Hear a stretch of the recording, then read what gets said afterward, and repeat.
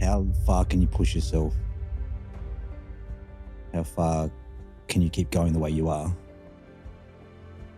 Is there something beyond the limits that you've limited yourself to now? Only you determine your own self-worth and your limits. Our intent is to shed light and guidance on all facets of the 7 pillars of life. We're happy to talk about topics that people are scared to, worrying about the repercussions of what other people think. We can give a fuck. Yeah, likewise, man. Because I know why I'm doing it. And that's to make a difference in someone else's life. Welcome to the Beyond Limits podcast. My name is Mathew and Farrugia. I'm Lee. Thanks for joining. So Mental Health Month. Men's Mental Health Month. What was the question I asked you the other day? It just came off the top of my head. It was... Why is it only 1 month a year? Yeah. Why isn't it every day? Funny enough, I actually... there was a family member, because they were talking about asking what it was, and I said it was because it's Men's Mental Health Month. One of them was a female. It's like, you get a whole month? And I was just like, excuse me? I was like, excuse me? She's like, what about females? I said, well, if it makes you feel better, I said, International Women's Day is on my birthday. Just downplay it. I said, International Women's Day is on my birthday. So it's only one day for International Women's Day, yeah. But for men, yeah, and I was just like, that's actually pretty valid. But I was like, I'm not trying to justify it. It's not us versus them. I think it's more because men's mental health is something that doesn't get discussed as much as what females would talk about it openly. Is it that it doesn't get discussed, or is it that men just don't do it? Men just don't talk about it, shit. But you look at the statistics, and 80% of suicides is conducted by men. We can relate to being in that mindset. In that percentage as well, which is why we're here as well. It's not just we're rattling off statistics, it's because we've actually lived it as well. Yeah, because we didn't talk. We didn't seek help. Yeah, exactly. When men start experiencing symptoms of like depression or mental health, the average male waits 11 years before seeking treatment. So, 11 years. That's a long time. But when you think about it like that, think about the people you know, even us. It's like, how long did it take before you even started really... That's a good question. Mine was easily over a decade. Easily. Well, I didn't work on anything until I was like 29 is when I was kind of forced to start that journey. So 11 years. I don't think I could go past 11 hours. Now. Yeah, now. Now. Like even an hour for me is because tormenting for me, because it's like, how do you sit in that emotion for so long when it's easier to get out of it and find a solution to it and a different perspective if you do it quicker than just sitting with it too long? I know it's easier said than done, obviously, without the training and skill set that we've gone down and to learn on how to do it. But how long would we have normally sat with an emotion or problem? How many days, years? I would just thing that bothers me. I just remember just suppress and override. Yeah, suppress and bypass and just keep going. But the thing is that things just get stacked up on top of each other. And some men crack, or as soon as I say men, but some people just crack before others.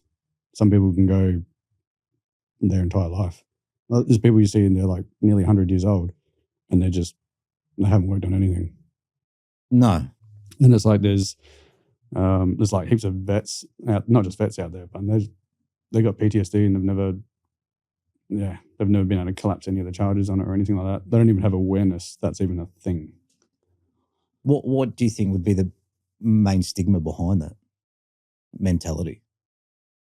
People from obviously it's a high percent. I would assume it's a high percentage in the world that have a mental problem with themselves or whatever the case is, of suicide or anger issues or depression, all those sort of things. What would your perspective be from that? I'd say, again, it begins with awareness, which is obviously the whole reason why we're here and doing this episode. It's like, like seeing is believing. That whole philosophy with some people, where some people need to see it to believe it. The transformation, as in... Yeah, the transformation to even know that it's possible.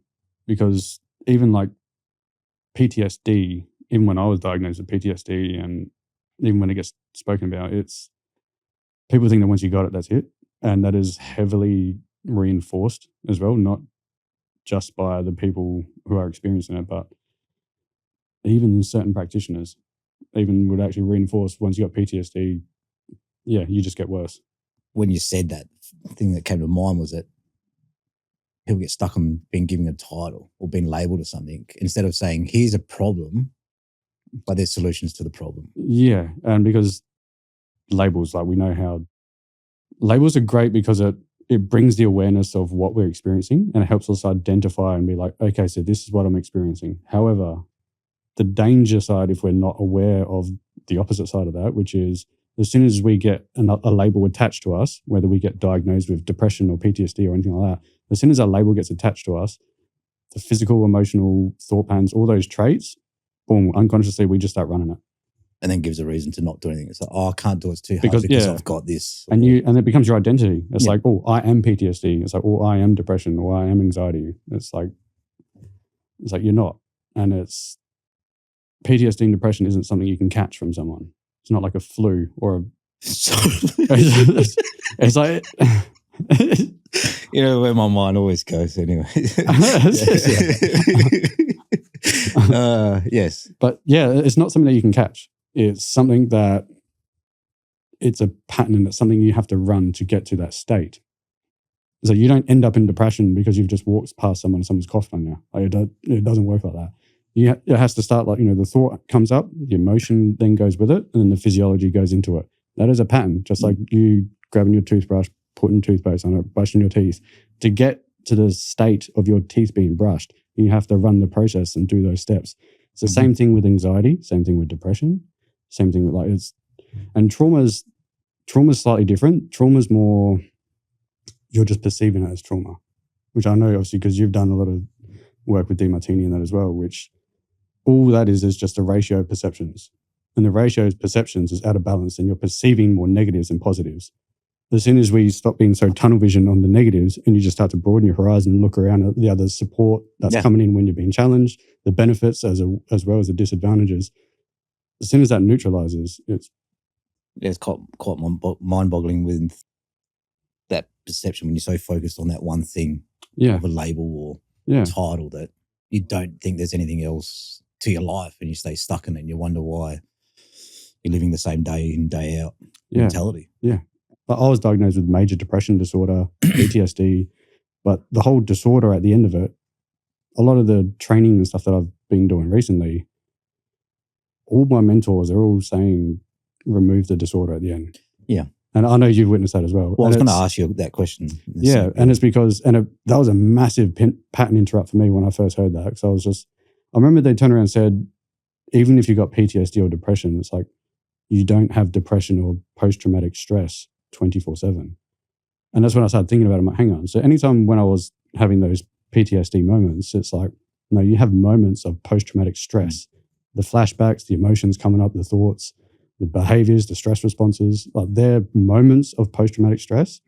But if you clocked and logged your journal in your calendar 24 hours a day, it's like you're not in that state 24/7, which means you're not that thing. That's not your identity. Yeah. And that wouldn't be explained by your GPs and stuff like that. No. It's and people not knowing that in their internal dialogue of their day-to-day, it's like as soon as a problem comes up or a thought, they directly go to, it's because I've got this. My brother's the same. He got diagnosed with paranoid schizophrenia. And it's his excuse for everything. Yeah. It's not to say he doesn't have moments. Yeah, of course. But it's like, oh, what about if you try this? Oh, no, you don't understand. I've got, and I was like, yeah, of course I don't understand. Like, did you know what I mean? So it's those moments where it's like there's an opportunity for someone to change. It's just removing or changing the perspective of that title. Do you think, I know it's probably a bit hard, but do you think if you weren't actually told that you were diagnosed with PTSD, that it would have made a difference in your mentality whilst you're going through the issues that you were having when you were having? I probably wouldn't be here. 100%. You wouldn't be here if you didn't get given. Yeah. That's interesting. It's interesting because I personally would have thought it would have been the opposite, where it's like if you didn't get taught or told that you had PTSD, you're just like, so then what's my problem? Well, you just got to work on some things. And it's good because there's 2 things I want to elaborate on that. Because one would be because if I didn't have that and I wouldn't even have awareness of it, and I was still running all those behaviors and everything, because my life was starting to really crumble, like my relationships, my career, everything was starting to fold in. If I didn't have that diagnosis and that awareness of like, this is what I'm actually experiencing, I just would have reverse fucking flipped the card and just started pointing the finger and blaming everyone else, which is what a lot of people do. Okay. If they don't go internal and start working on the internal shit that needs to happen, the external world will just reflect that. And if you don't work on it, it's just a ticking time bomb before it collapses. But the reason why I would say the big shift on why it actually really helped was because I was very reactive. Like I had shocking stress responses, but I would always react rather than respond. Even when I was in the army, as soon as an emotion or something would come up, I would just like bang and I would go. Like there was no moment where I would actually pause, reflect, think, and then go. Okay. It would come up, go. And it was something I would reflect on later, but I would just get more and more agitated. It's like, why the hell could I not think of what I'm thinking about in the moment? I wouldn't think until later. And it was something that would always be quite harsh internally. And once I started learning about that, I still remember because I was in the army right towards the end of my career. I remember the first time I actually went to react and my mouth opened, so I just went to go, bah, and actually just shut shouting. And as soon as that happened, I paused and the thought came up and I caught myself. So I just started doing that kind of work. And I remember I caught myself in the moment, stopped, and I didn't react. And I just started tearing up straight away. I couldn't help it. I just started crying. So I was just like, it was enough to give me the leverage to actually see that that was possible, to be actually able to catch myself in the moment and have that kind of moment. And it was just like, when I had that realization, like as small as that was huge, because that was just like, it's possible. Mm. And that was that what the tear was, is that tear regret. You were changing your, I guess it'd be internal dialogue that you have to react like this. It was like, and then being able to stop yourself in that moment of that reaction and being able to understand you don't like living like that and that you can change it. Yeah. It just takes an pattern interruption to be able to alter your life to what suits you better. Removing things. It's not about adding more. It's about removing stuff that doesn't serve your purpose anymore. Yes. Yeah, that's awesome. One pattern, which is, I know we're talking about it a bit, which is like compartmentalization. That can get labeled quite harshly as like a negative thing, because compartmentalize is the ability to park a thought and or emotion, put it into, like compartmentalize it into a box and just, but people think, oh, if you're just doing that, you're just suppressing it, bypassing, and that's a negative thing. There's a time and place where that's actually useful and it's healthy, because you think about your work environment in a professional manner. If you have a trigger or something that comes up, it might not be the right time or space to be able to deal with that. So you need to be able to in a healthy way, detach, put it into a box and be like, when I'm in a safer environment, when the time and place is right to be able to deal with this and work through it, then I'll do it. But right now, it's not. Yep. And it needs to be able to do that in a healthy way. The problem is that when people do that and they put it in a box, that box never gets fucking opened again. And then comes back out at Christmas time. yeah. It's around the family table when everyone's had a few freaking, Yeah. And then they just get, it's like we were talking about before, then they just get stacked. Yeah. And to the point where not only is it about to just, because that's what happened to me, it just started overflowing. It started coming out in an overwhelming way, like crying, the emotions, the physiology, like I couldn't even explain it. It's just a big pattern that we just But again, one thing that I noticed, which is what you said about removing those things, is that when you've got so many things stacked up on top of each other, something that I've learned, obviously, with especially the training that we've done recently, is it's very hard to actually hear the stillness and that small voice of your intuition when you've got that much shit stacked up on top of it. Until after you've done something, you go, why didn't I listen to myself? You did hear it, but it was like a little mouse in the background trying to give you a warning, and just like, nah, this is what I'm so used to, and this is what's going to override everything, because everything's just so stacked and it's just overwhelming. You just, stack more. Yeah. I think just to go into a little bit more, just so we can try and, I think, probably provide a bit more knowledge for the audience, which just to simplify the fuck out of it as best as what I could, if I was to break it down into two components on how to try and raise the awareness, because again, like you can't fix anything if you're not aware of it. True. And it all starts with awareness, but it also starts with the thoughts and how to control the mind. Because as soon as a thought rises, then the emotion comes with it. As soon as emotion comes with it, then the behavior comes with it. And when you're not aware of that, that becomes a pattern and a habit. And then it's just, you end up just doing what I was doing. Your little Tasmanian devil just going around fucking up everything you do in relationships and everything. Yep. And if I could put it down to one thing, so we've spoken about patterns, but then there's also the emotional charges thing. And I know majority of the people probably listening have no idea what we're talking about when it comes to emotional charges. No, they wouldn't. Not unless they've done the studies, but yeah. Exactly, or they've experienced it themselves.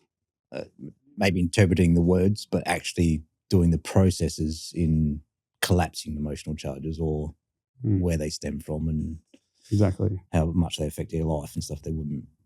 Most wouldn't know. No. Yeah, 100%. Yeah. I want to get your thoughts and opinion on what your kind of view on emotional charge is, because like from my opinion, even just to keep it as simple as possible, like an emotional charge would be like essentially anything that triggers you in a way, like anything that has some kind of a charge on it. Yeah. Or some of an emotion, or any kind of an emotional reaction would what you would classify as a charge. Do you want to throw anything else on there? Yeah, so I guess the first thing that came to mind as soon as you said that would be, if I got angry at something, but it's a lot bigger anger expression about a topic, might be at work, school, whatever it is. And you have that moment.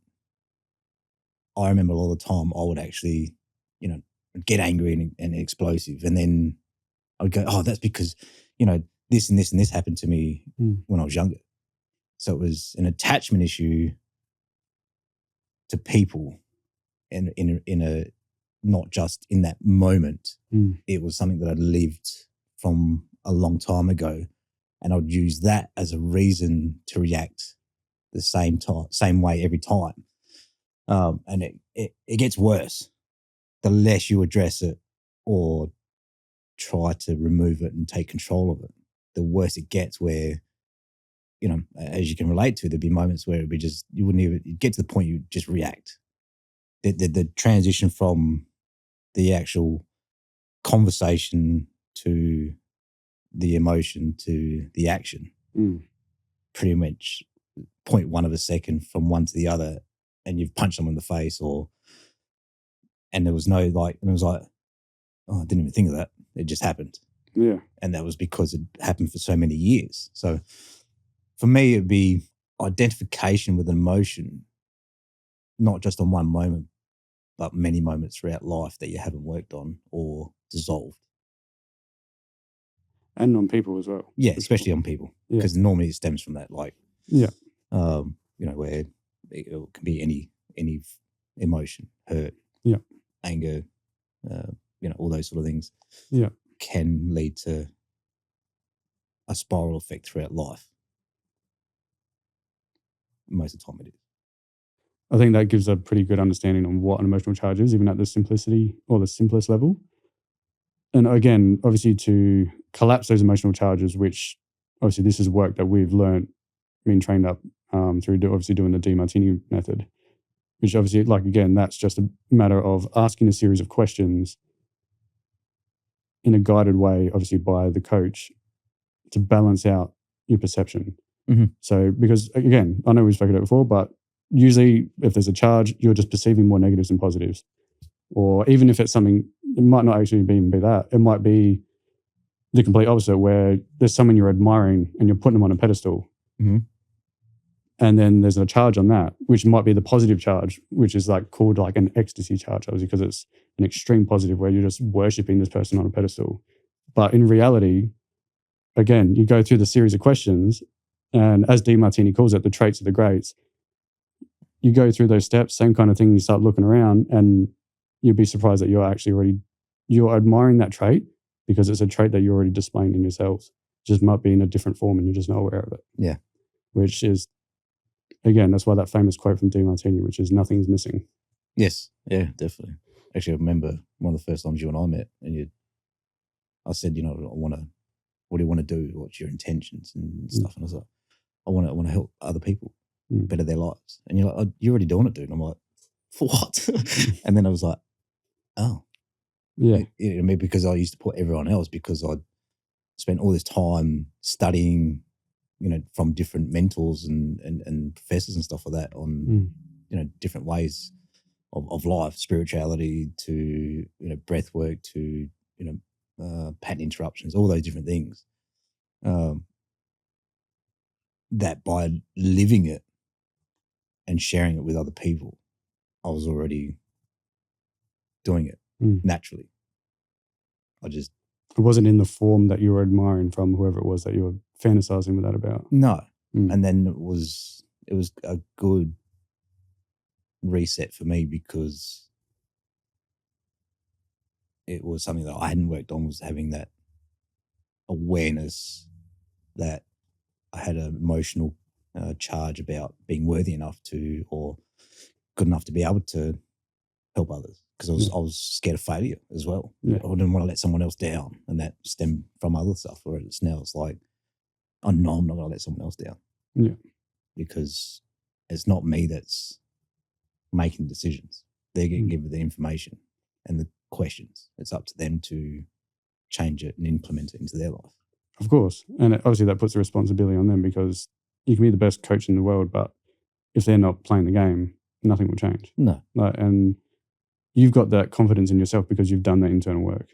So it's like that you can guide someone there. At the end of the day, it's up to them if they just want to take the action on it. Yeah, and then once you start it, it's, I think that's one of the scariest things for most people in seeking help or wanting to make change, is it's so overwhelming that they don't do any of it, and they just stay stuck till shit's hit the fan really bad, and then you got shit thoughts, or you've got yourself in problems and in trouble with police, or whatever the case is. I had a young lad yesterday ask me, he wanted to know about some training, fitness training. He's like, oh, I don't know. He goes, oh, actually, I'll ask you, I've asked quite a few people now. I don't know whether to start boxing or kickboxing or calisthenics or weight training. And I asked a few questions around the reasons why first. Of course, yeah. Then I said to him, how long have you been wanting to start something? Oh, about 6 months. So I said, 6 months, you haven't done anything. So where'd you start? Just start. Doesn't have to be much. So just do one push-up. Yeah. One sit-up, one squat. And then the next day, do an extra one of each. And just slowly build it up. But just start. Just start one of them. If you don't like it, then change it.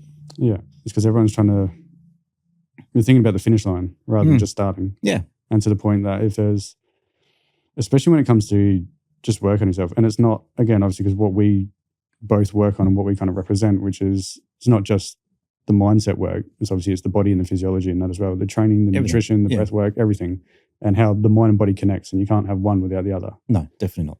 You can just become so overwhelmed with trying to do too many things at once. You don't know where to start. Yes.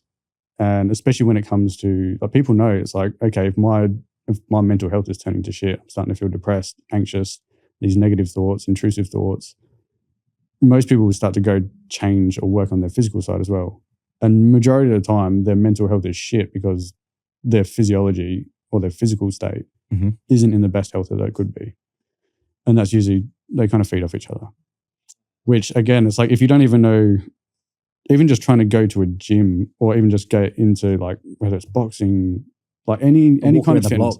Yeah, like even a walk. Yeah. Like, but it can be from, okay, so there's weights training, there's mobility, there's the stretching, there's the injuries, just that alone, it's like, that can be overwhelming for people. And then you've got also the mindset stuff as well, which, especially for males, that's huge because guys don't know where to start with that, but they also don't know who to ask for that shit as well. That's true. Yeah, yeah. They'll go to therapists, and look, so like, there are therapists that do good work. Yeah, however, definitely, it's hard.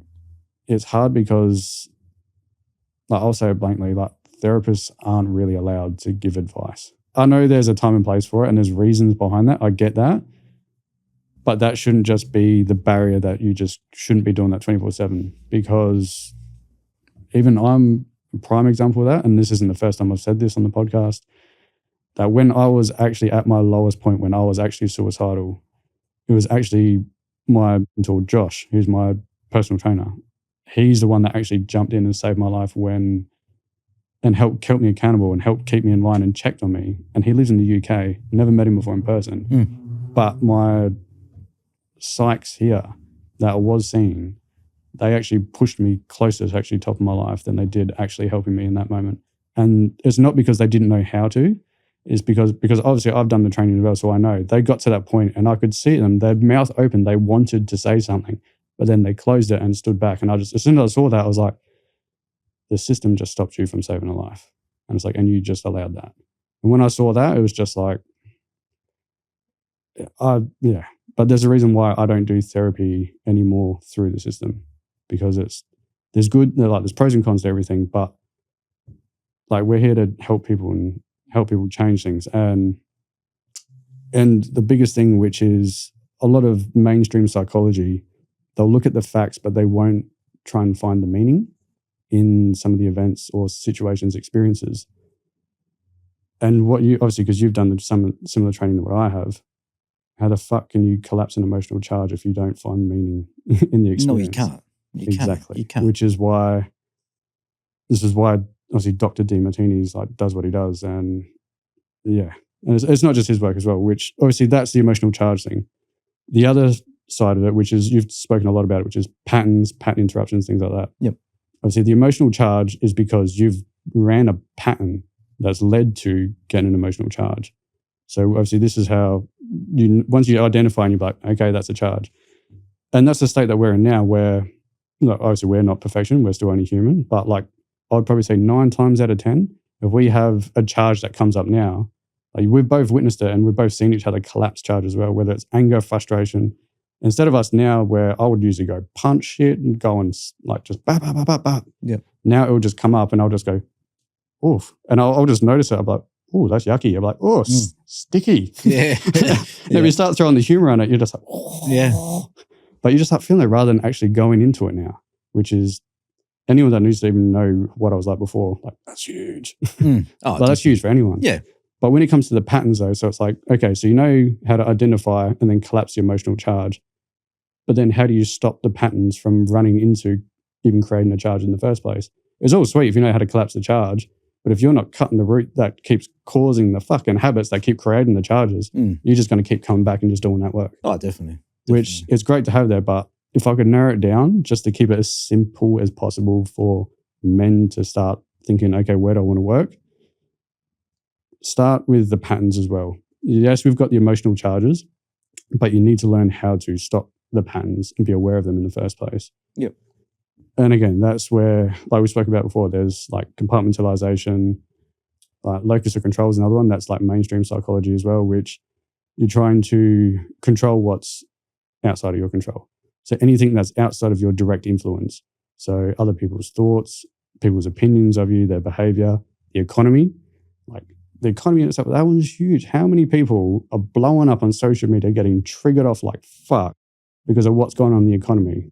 But at the end of the day, it's not specifically directly impacting us on a daily. It's not like right in front of our face. No, you're not looking for trash bins, looking for your next meal, are you? No, exactly. You know but there's people that just, that's literally their routine, where they'll wake up, grab their phone, straight onto seeing what's going on in the economy, see what's going on with banks, like the government, money, everything. And it's just, and they just start writing statuses, blowing up on socials, and it's, that becomes a pattern.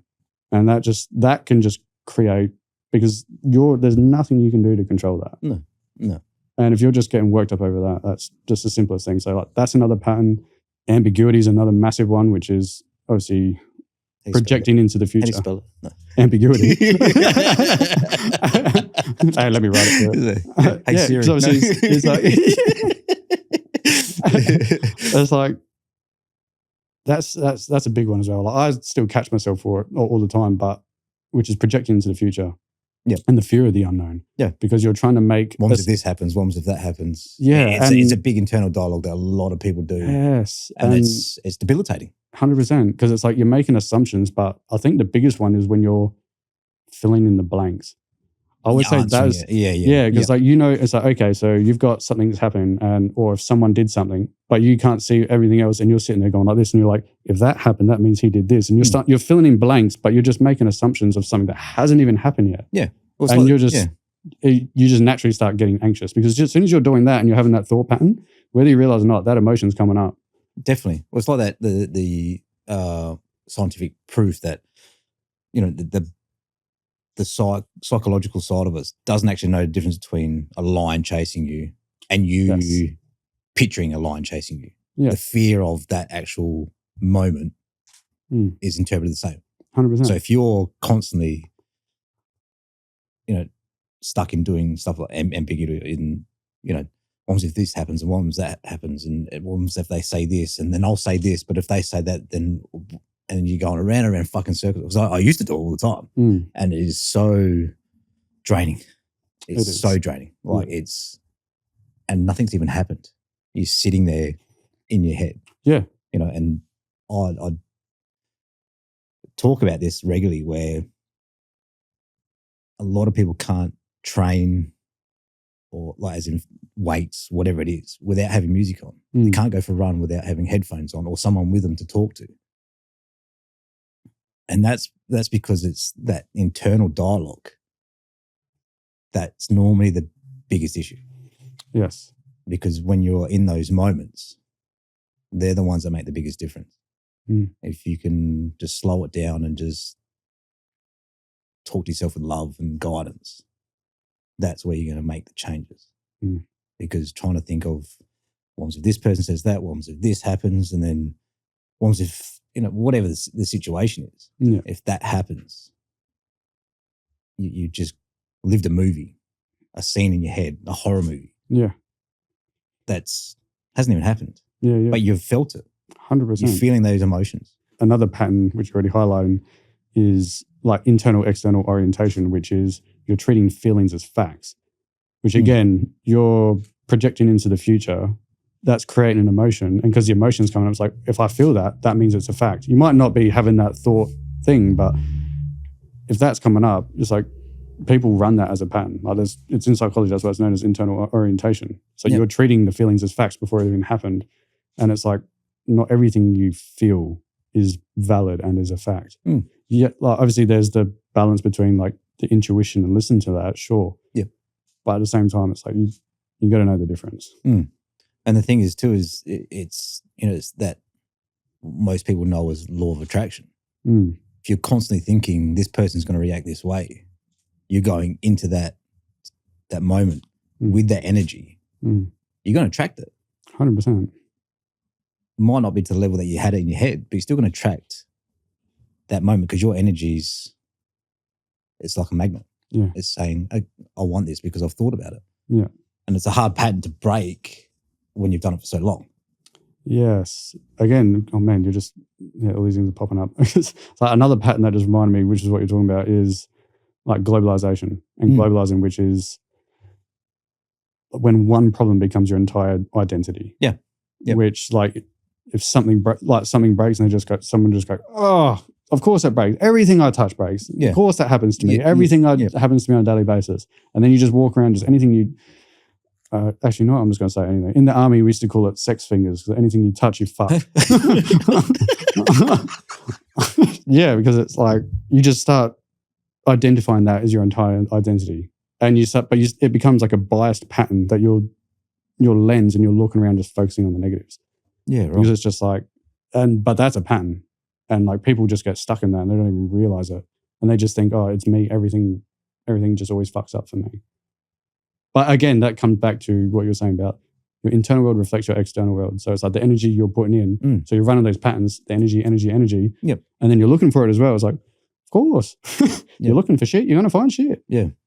A good one that, if people are wanting to try to change the way that they think, just a simple tool of pulling yourself up.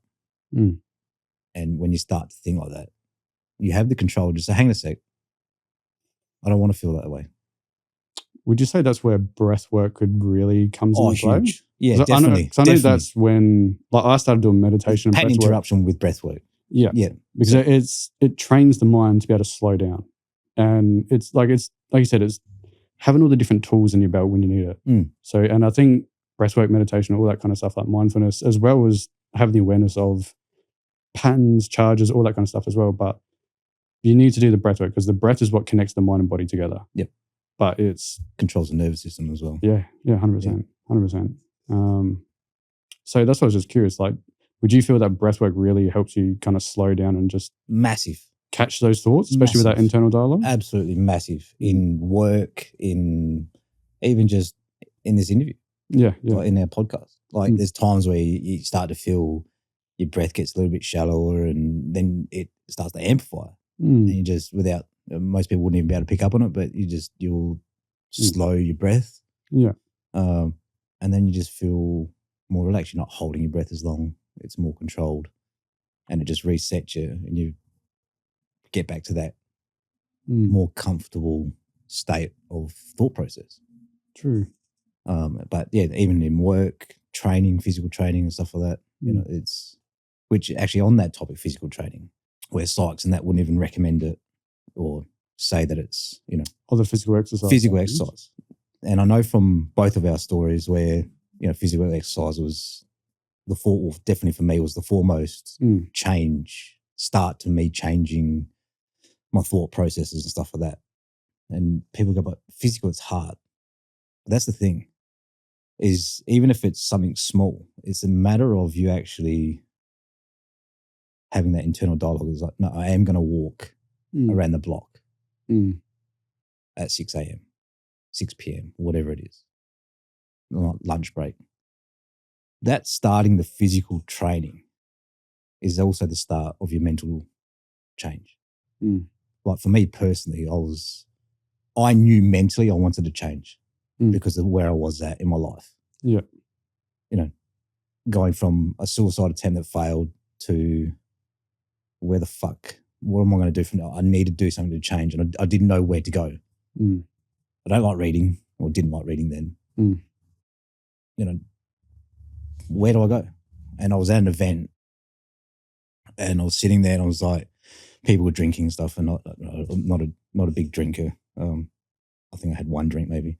And I was sitting there and I was just like, did not want to be there. And next minute I looked up because someone had come over to introduce someone and it was Rizwana. And didn't even know who he was, what he did, whatever. But when I looked up, it was like looking up at an angel. Not back then, yes, but I'm not saying to put people on a pedestal and that sort of stuff, but it was like, it was a guidance of here. Yeah. And I got up and I was like, what do you do? And he goes, I'm a Muay Thai coach. So I need you in my life. Yeah. I said, when can we train? He says, when do you want to? I said, tomorrow. He's like, done. 6 a.m. I went 20 minutes in, I vomited. Went back out, wanted to give up. Baron was like, no, keep going, finish. And it's that pattern of starting something in the physical world that changes the mental world because you're overriding, I can't do it's too hard, but I want to make change or don't know how to make change. But when you start doing it physically, it naturally does it mentally. That's why I know both of us are massive on physical training. Yeah. Because it leads to learning about your internal dialogue, your emotions, you know, and then you got to work on other things as you go down the track. You know, I'm still working on things. You know what I mean? That come up. Because it's, you know, you're always working on yourself. It's not, you know, when people think of that, you know, started and how come I'm not there yet? I mean, I've been pushing hard every day for 5 years. I'm still doing, still learning. I shouldn't say pushing hard. It's just become a standard. It's become your standard, yes, but I would say it's more you're in flow now. Yes, it's easy. It's you're in flow now and it's natural. So you're in a rhythm. Yeah, it's like things still come up, but it's of course naturally. And that's the same thing because life is dynamic. It's always evolving. Yeah, And like, Definitely. we're always evolving throughout life. So Yeah. it's not static. It's dynamic and it's always evolving. Yeah. And so are we. So it's, if you said to yourself, I've hit a point where you're just like, oh yeah, I've arrived. It's like, Right away. yeah, exactly. Deathbed. No, but it's like, as in like, Yeah. you've hit that point where it's like, oh yeah, I've arrived there. As in, I'll use myself as an example. Because I know we've spoken about this before. Like, I've got a high value of self-mastery. Mhm. And like, my biggest thing was I just kept going and just kept adding in another course, more study, more programs, more mentors. And it's just like more. Stacking again in different Yeah. It was just stacking it in. And then it was like, how much self-mastery do you need to achieve before you've achieved self-mastery? And a mentor that pulled me up, and I just froze, and I just looked up and I was like, fuck. And I'm like, that's an endless void because we're always evolving. And it's like, yeah, she just looked at me and was like, interesting. I was like, fuck. Yeah. But then she turned around and goes, maybe self-mastery just means you've got the tools needed to be able to deal with what comes up when it arrives. Yeah. Rather than it's a moment in time that you're going to arrive there. And when I started thinking about that, it's like, yeah, because we're always evolving. And it's like, I've already got the tools now to be able to deal with what comes up. It's like, I've got evidence that proves that as well. So it's like, yeah. It's like, it's not, you don't ever arrive there. No. Like, you might, if you've set a goal that you want to achieve a certain amount of skill with either your mindset or your physiology, your physical fitness, health, all the rest of it. Yeah, sure. Then there's a state where you're like, okay, now I've ticked that goal. But it's not, you don't arrive at a state and then be like, oh yeah, I'm done now. Like, there's always more work to be done. Oh, definitely. And even if you've hit that point where you kind of felt like that, start mentoring. Yeah. Because there's plenty of other people out there that need it. Well, that's what the stage that we're at now.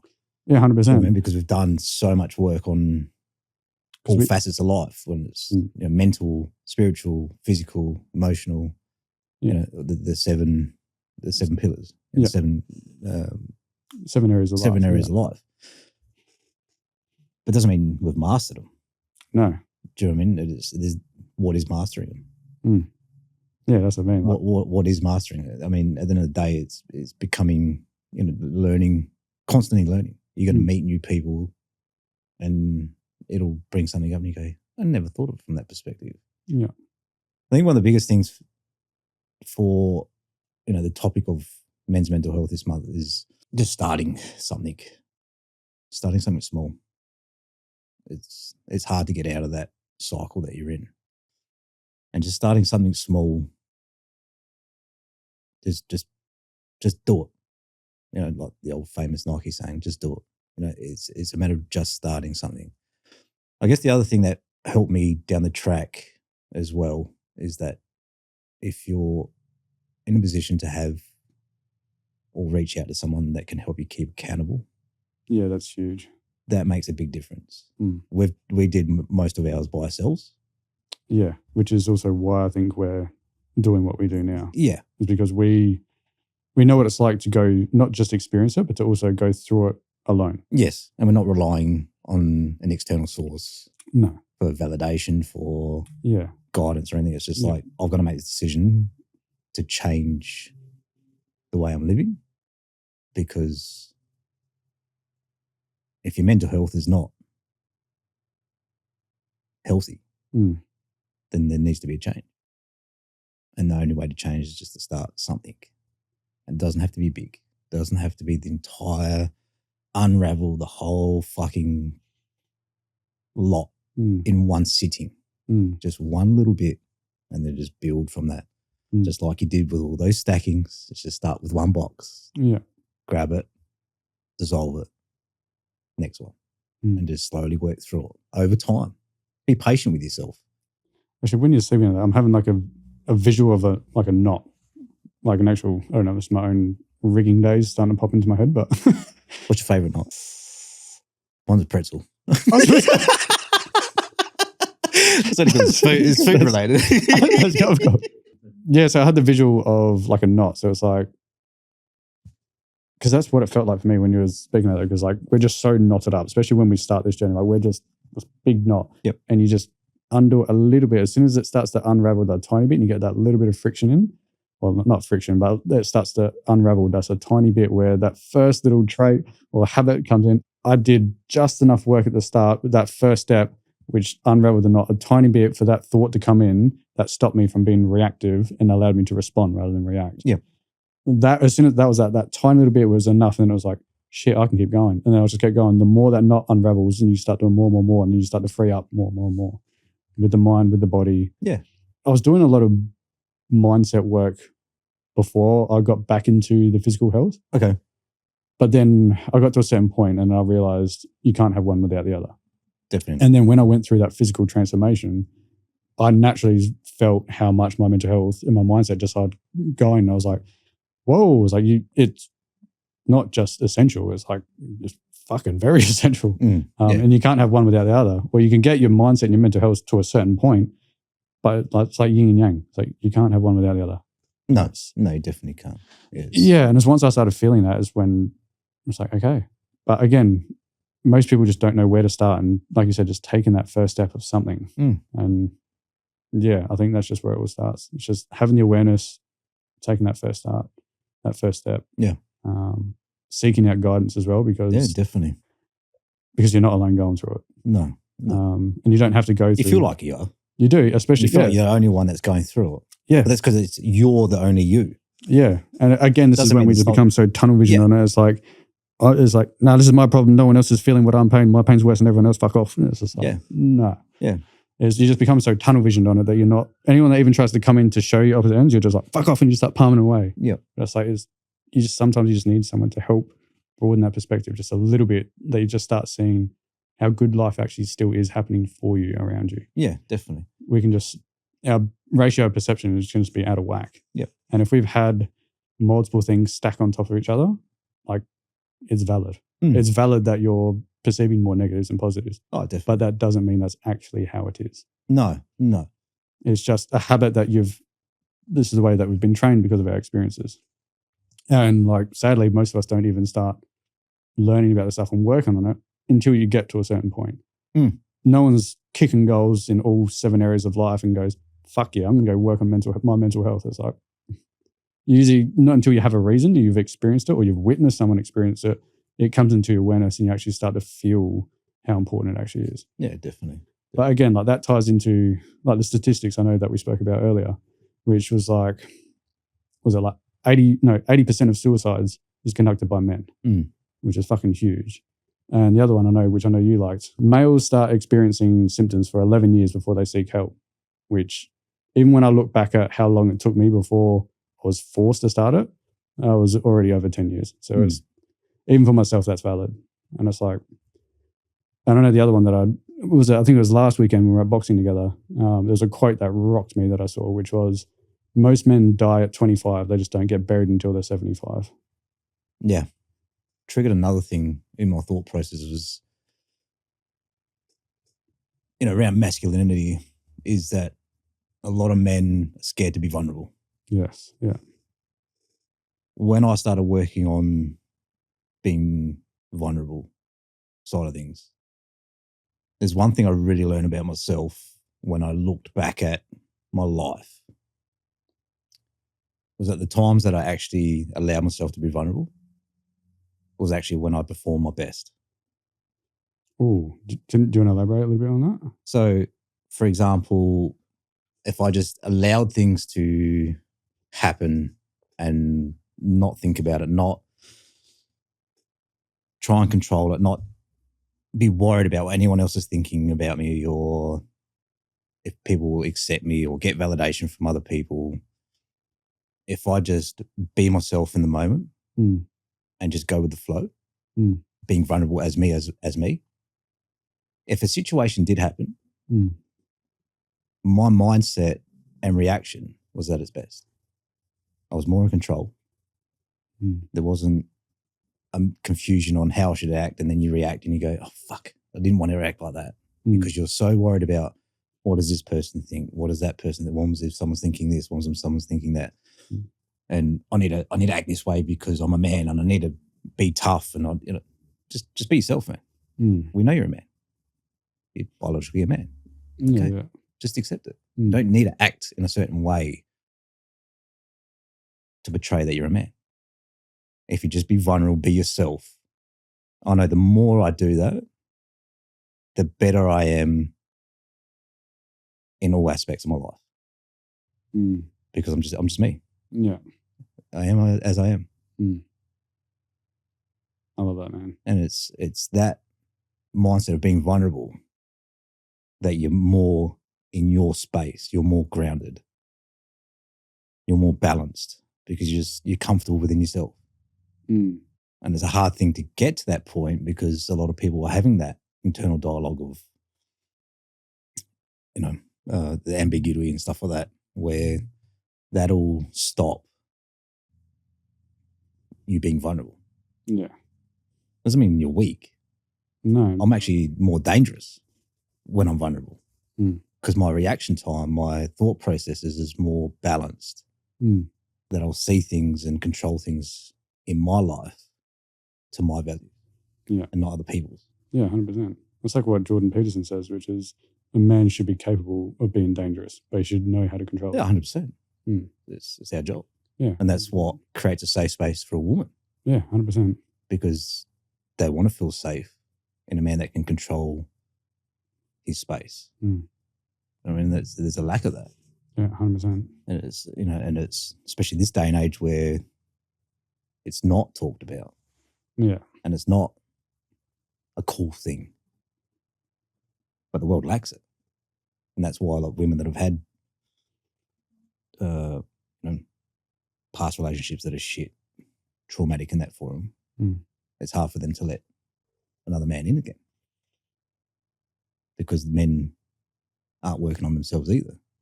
Well, not men aren't. There's a high percentage that don't know how to, don't know where to start. Would you, like for both aspects, actually, for both male and female, what we were just talking about then, would you say implanted values would have like a crucial part to play in that? Of course. So obviously, like with females, the implanted values of obviously their ex-partners going through that, but also with the men, like if men implanted values from either society, or maybe not society, but maybe the older generation of men and how men used to be, like not talking about it, where like it might not be you. Like you might actually generally enjoy and feel better talking about these things. But if you've got implanted values by society and how men used to be, again, that's not actually your true authentic self. That's something, 100%. That's a behavior. Yeah. And all you're doing is, again, bypassing and suppressing. Yeah, definitely. Which, like what we spoke about before, that's a ticking time bomb. Well, we've touched topic on it before from our childhoods where, if we were to express something, we'd get told to shut the fuck up and stop being a soft cop. Or you get hit or whatever the case is. Do you know what I mean? It was, so it will stem a lot of the time, people that have got based on this month's topic of mental health and men's awareness, is that a lot of the time it's going to stem from your childhood. And it's going to normally stem from your dad, whether he was there or not. If he wasn't there, then there's that presence of implanted values from another man in your life, whether it was teachers, bosses, brothers, uncles, whatever. It's going to stem from a male figure. And that's where the pattern starts from. But you can change it. You can remove it. You definitely can remove it. We've done it ourselves. It's like, we're not just sitting here speaking shit. No, like we've lived it, we've experienced it, we've changed it ourselves. Yeah. And we've also helped others change it as well. Oh yeah. Like it's, for people that don't know a huge much about us, it's our, why we're speaking about these things in our tent behind it is because we have lived through a lot of things from our childhood till fairly recent. 5 years ago. You're talking 20 to 30 years of life of traumas, ongoing, non-stop, abuse, substance abuse, verbal abuse, physical abuse, violence, shit relationships, toxic relationships, all those things and more that we've experienced and now overcome. And our turning point was, for us back then, was suicide attempts that failed. Yeah. And because they failed, we're now in the position that we want to create awareness for others to know that they're not alone and that us are here as two men that have experienced it, that we can relate to it, and we can help. We can shed guidance on how to implement things into your life and remove things from your life so you can live a better life. God, I fucking love my life now. Yeah. I absolutely love it. Yeah. You know, going from someone that was happy for it to end to I don't want it to end. I've got goals till I'm 120 now. Yeah. So, yeah, for everyone out there, you're not alone. And that was the biggest thing I know for me. I felt I was alone. I guess, is there anything else that you want to add in there? Yeah, well, I mean, I guess based on that, like that's, you know, that topic is that, you know, our intent behind this is, you know, we've done the studies this year in, you know, with Dr. DeMartini and stuff like that to, and some other courses to learn in facilitating and mentoring and guiding others, that we're also now in the position we want to be there for others to mentor. So if people want to reach out to us to do one-on-one coaching, or even just check in, we're here. You know, got multiple different platforms that we're on. Reach out. And is there any questions that you want to leave the audience? I know I've got a couple of questions to read out, but is there anything that you want to leave? Oh yeah, there was one that popped up yesterday. So for a lot of questions, things pop up when I'm doing like a sauna or a hot magnesium bath. It's those times under pressure that. Yeah, which that's a whole different topic in itself. Yeah. But it's like, actually, no, you were touching on it before, which was the nervous system doesn't know the difference. No. Which obviously you've experienced, like how we train when we went and did that training together, which combining obviously like collapsing emotional charges, inquiry, even parts of little bits of hypnosis, psychotherapy, psychology, but doing that in the gym when you're training, your nervous system doesn't know the difference. And when it's under load, it's very interesting what the intuition pops up when your body's under stress. Yeah, definitely. And when you can use that to your advantage, where it's like you've got shit to work on and you can go into the gym and use those methods and put your body under resistance and just watch everything, all the charges just go bang, bang, bang, start popping up. And you start, it's nuts. Like, it's nuts the amount of, I know you've experienced it where obviously I was planning on not getting the tear until towards the end of the session. And it was first fucking exercise you did. And you got up and you looked at me, smiled, and you were crying. I was like, fuck. Yeah. But again, and it's intriguing because obviously I'll admit that I've actually never looked at it from the perspective of doing it in a sauna and that, which again, my mind's fucking piecing the dots together. Yeah. It's because it's similar, but it's a different environment, and it's interesting on what pops up again when your body's under or in that kind of environment. Out of curiosity, so what would you think is like the common kind of theme that would generally kind of pop up, if there is kind of one? Not so much a theme, but in those moments, in comparison to probably say, like if you're doing it in the gym under like resistant weights kind of sessions, like how we've done it, because I feel like that's more like an emotional charge or things that we're suppressing come up. I know that's massive for me, where I'm like, no, it's like I should be sweet. I've worked on my shit, and I'll just go do a heavy weight session, and next day stuff just comes up, and it's like, ooh. Mine comes up as when I'm in those moments. Now that I don't train it, you know, or do things related to pain bodies and all those sort of things.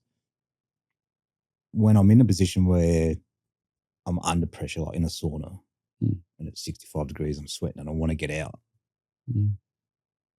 It's not that I need to push myself, but it's those moments where it's like, when I say, I want to get out, it's hot, is when I come up with a question that I could ask somebody else to better their life, because I know what it's like to be in those moments when you want to do something to change, to get out of a fucking hot situation in life. That's when my questions come up for somebody else. Oof.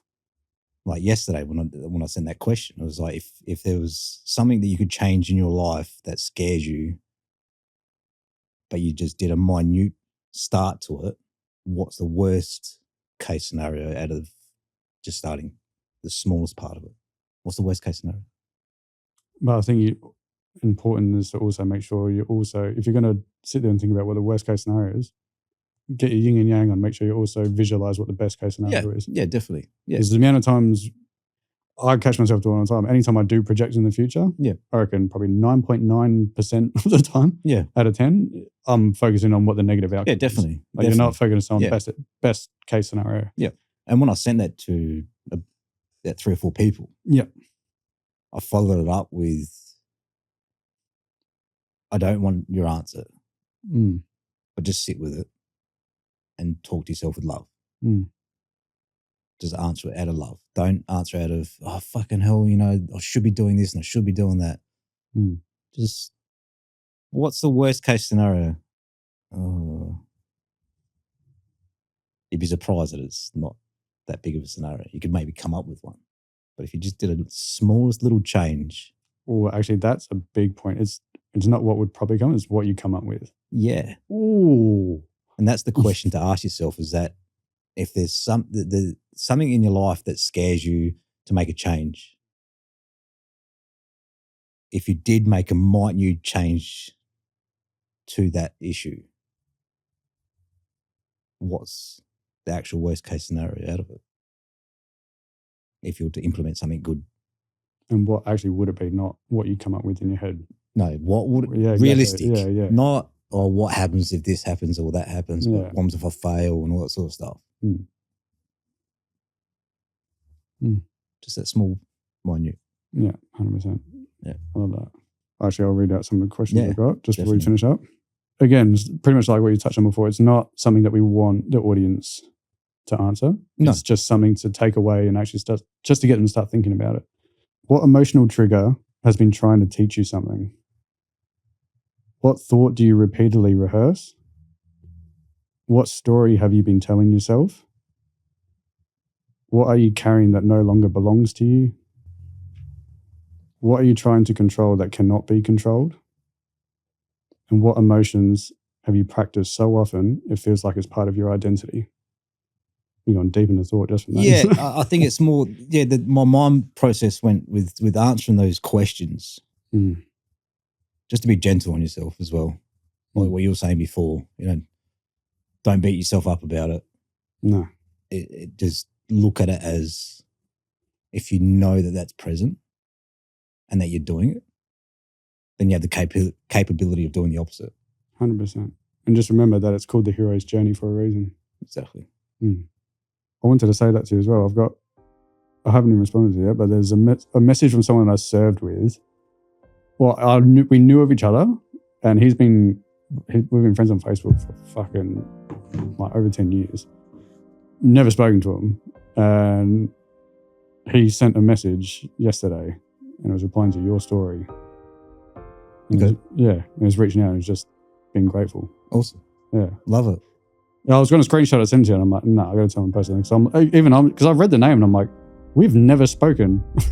But it just shows, it just shows it just. You didn't tell me that now. There you go. That's massive, man. That's. There's someone that, and it was only a short message, but he was very grateful for the outlook on life. That's what it's all about for me, man. So you never know. That's mean. So you just never know the people that you're impacting, especially someone you've never met, someone that's never met you. But it's someone who obviously doesn't like speaking out very much. But yeah. Wow, man. On that note, we'll wrap it up. On that note, we'll wrap it up. And that's the intent behind what we're doing. Yeah. It is, even if we can make 0.1 of difference in somebody else's life. Because the ripple effect is... 100%. Because that could be just that minute change in their life that has that ripple effect. Yeah. And that's why we're doing this podcast. Yeah. So that we can help others. Give them the guidance that they need, that they desire, and live a better life.